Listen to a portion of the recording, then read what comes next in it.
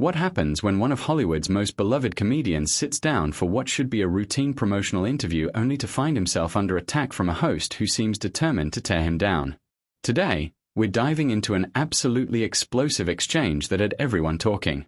So, make sure to hit that subscribe button and drop a comment below because you're not going to believe what unfolds. The atmosphere in the View studio was already charged that morning. Adam Sandler had come on to promote his latest dramatic role, a departure from his typical comedy work that had been earning critical acclaim. He settled into his chair with his characteristic easy smile, expecting the usual promotional banter. But Joy Behar had other plans. "So, Adam," Joy began, her voice carrying an edge that immediately caught the attention of everyone in the studio. "I have to ask about this sudden pivot to serious acting. Are you finally admitting that your comedy career has run its course?"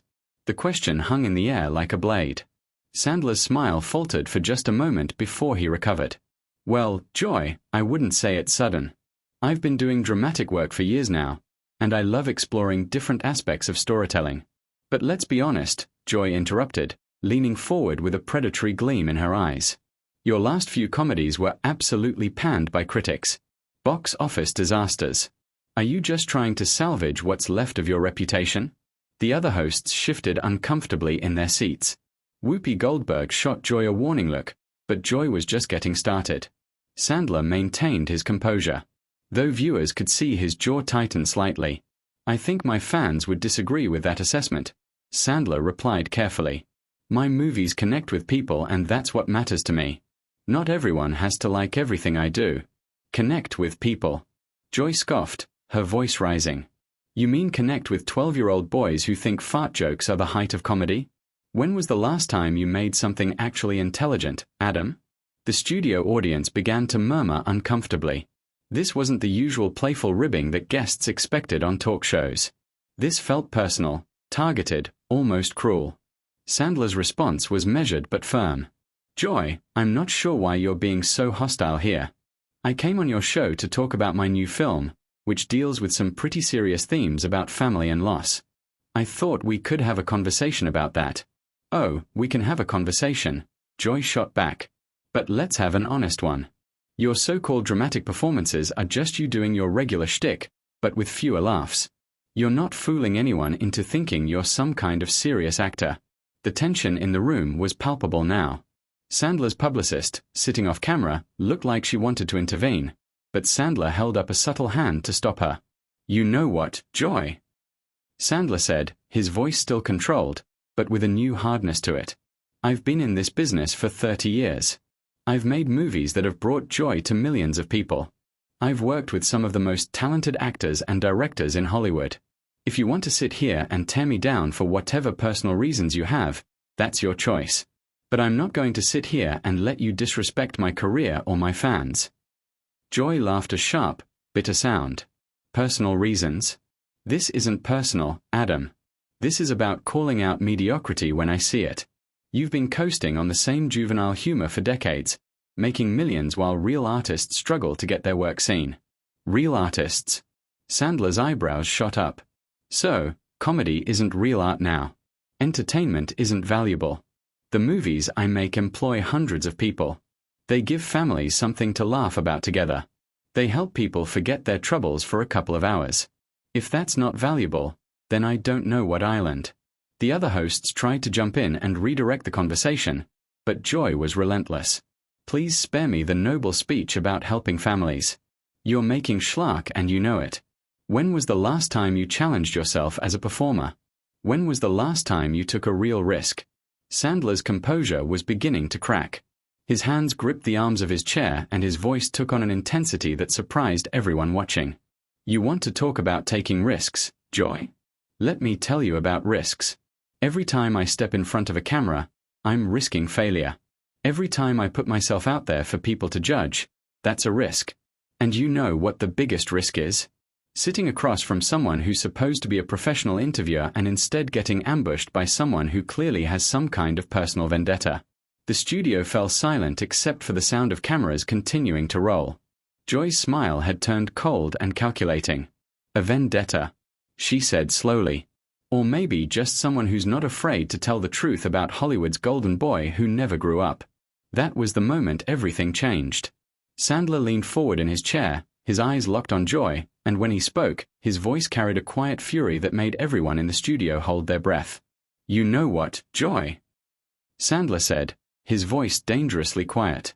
"I've been sitting here trying to be respectful, trying to be professional, but you clearly came into this with an agenda. So, let me ask you something. What exactly have you contributed to entertainment? What joy have you brought to people's lives?" Joy's face flushed red. "Excuse me. I've been a professional broadcaster for decades. I've won awards. I've broken stories. I've held politicians accountable. And yet, here you are," Sandler continued, his voice gaining strength. "Using your platform to tear down someone who's done nothing but try to make people laugh. You want to talk about taking the easy road? How about sitting behind a desk every day throwing stones at people who actually put themselves out there creatively?" The other hosts looked like deer in headlights. Tsunami host tried to interject. "Maybe we should take a quick break and come back to discuss the new movie." But Sandler wasn't having it. "No, let's finish this conversation. Joy started it, so let's see it through. You want to know about challenging myself? I'll tell you what's challenging. Trying to maintain dignity while someone who's supposed to be interviewing you instead chooses to use their time attacking your life's work." Joy slammed her hand on the table. "Your life's work. Making the same movie over and over again with your buddies while laughing all the way to the bank. That's not art. That's a scam." The audience gasped audibly. This had gone far beyond uncomfortable television into something genuinely shocking.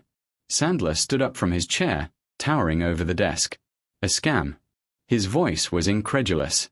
"Lady, I've never promised anyone anything other than entertainment. People pay to see my movies because they want to laugh. They want to escape. They want to feel good for 2 hours. And you know what? They get exactly what they pay for. Can you say the same about this show? Can you say people tune in expecting to watch someone get ambushed and humiliated?" Joy shot up from her chair as well, matching his energy. "People tune in expecting honesty. They expect someone to ask the tough questions instead of just lobbing softballs at celebrities who think they're untouchable." "Tough questions?" Sandler laughed. But there was no humor in it. "You think this is journalism? You think what you're doing right now is serving the public? This isn't journalism, Joy. This is a hit job and everyone watching can see it." The camera operators didn't know where to focus. The other host sat frozen, unsure whether to try to intervene or just let this unprecedented meltdown continue. Whoopi finally found her voice. "Okay, both of you need to sit down and lower your voices. This is getting out of hand." But Joy was beyond reason now. Out of hand. What's out of hand is pretending that mediocrity deserves praise just because it makes money. What's out of hand is giving platforms to people who contribute nothing meaningful to our culture. Sandler's eyes blazed. "Nothing meaningful. You want to know what's meaningful, Joy? I'll tell you what's meaningful. Last month, I got a letter from a mother whose son has autism. She told me that my movies are the only thing that makes him laugh, the only thing that brings him pure joy in a world that's often cruel to kids like him. That's meaningful. That letter is worth more than every snarky comment you've ever made on this show." Joyce sneered. "Oh, please spare me the heartwarming anecdotes. One touching letter doesn't excuse decades of lowbrow garbage." "Lowbrow garbage?" Sandler's voice cracked with emotion and fury. "You know what's lowbrow? Sitting here tearing down someone's career for no reason other than your own bitterness. You know what's garbage? Using your position to hurt people instead of lifting them up." The studio audience was completely silent now, watching this train wreck unfold in real time. Joy's face was twisted with rage and something else. Something that looked almost like satisfaction at having pushed Sandler to this breaking point. "Hurt people. I'm trying to hold you accountable for polluting our cultural landscape with your juvenile nonsense. Someone has to have standards around here." "Standards?" Sandler threw his hands up in disbelief. "Your standard is cruelty. Your standard is making guests uncomfortable for your own entertainment. You want to talk about polluting the cultural landscape? Look in the mirror, Joy. You're everything that's wrong with media today." The tension in the room was suffocating. Production assistants were signaling frantically from off-camera, but the confrontation had taken on a life of its own. Joy leaned across the desk, her voice dropping to a venomous whisper. At least I'm not a grown man making millions by acting like a 12-year-old. At least I have some dignity. That was the final straw. Sandler's composure completely shattered, and what came next would be replayed on social media for weeks. Sandler's face went completely red, and when he spoke, his voice shook with a rage that nobody in that studio had ever witnessed before. Dignity, he roared, his voice echoing through the studio. You want to lecture me about dignity? You sit here every single day gossiping about people, spreading negativity, tearing down anyone who dares to be successful or happy. That's your idea of dignity. That's your contribution to the world. Joy tried to interrupt, but Sandler was on a roll now. 30 years of frustration with critics and cynics pouring out all at once. No, you don't get to talk anymore, Joy. You've had your say. Now it's my turn. His finger pointed directly at her, trembling with emotion. You know what takes real courage? Getting up every morning and choosing to spread joy instead of misery. Choosing to make people laugh instead of making them feel small. Choosing to build something instead of just tearing things down from the sidelines. The other hosts sat in stunned silence. Sunani looked like she might cry. Sarah Haynes had her mouth hanging open in shock. Whoopi was frantically gesturing to the producers off camera, but they seemed just as paralyzed by the spectacle unfolding. You think making people laugh is easy? Sandler continued, his voice cracking with emotion. You think it's simple to get up in front of millions of people and try to bring some lightness into their lives? Every joke is a risk. Every movie is putting yourself out there to be judged by people like you who have never created anything, never tried to make anyone happy, never put their heart on the line. Joy's mouth opened and closed like a fish out of water. For the first time in the interview, she seemed genuinely rattled. Adam, I think you're overreacting here. Overreacting. Sandler's laugh was bitter and harsh. Overreacting, lady? You spent 20 minutes trying to destroy my career on live television, and now you think I'm overreacting? You want to know what overreacting looks like? What happened next would become legendary in television history. Sandler reached into his jacket pocket and pulled out his phone. With shaking hands, he began scrolling through what appeared to be messages or emails. You want to hear about real people, Joy? People who aren't bitter critics sitting in judgment. His voice grew stronger as he read. Here's from Jennifer in Ohio. She says my movies helped her through her divorce. Gave her something to laugh about when she thought she'd never smile again. Joy tried to interrupt. Adam, this is really not necessary. Oh, it's absolutely necessary, Sandler shot back. Here's from Michael in Texas. He says he watches my movies with his elderly father who has dementia, and they're the only thing that still makes the old man laugh. Still think. My work is meaningless garbage. Joy, the studio audience began to murmur. Some people were actually crying. The camera operators were getting shots of audience members wiping their eyes, completely invested in this raw, emotional moment. Sandler's voice grew louder, more passionate. Here's from Sarah in Michigan.